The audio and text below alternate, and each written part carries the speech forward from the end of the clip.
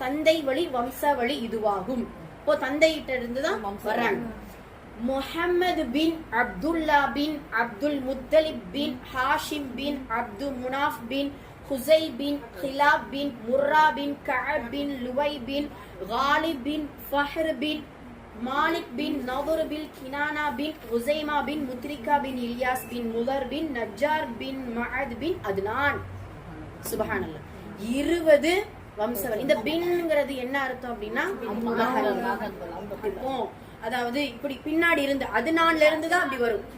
அதுனானுடைய மகன் மஅதுடைய மகனான நஜ்ஜாருடைய மகனான முதருடைய மகனான இல்யாசுடைய மகனான முத்ரிகாவுடைய மகனான உசைமாவுடைய மகனான கினானாவுடைய மகனான நதுருடைய மகனான மாலிக்குடைய மகனான பஹருடைய மகனான காலிபுடைய மகன் லுஹையுடைய மகனான கஅபுடைய மகனான முர்ரா பின்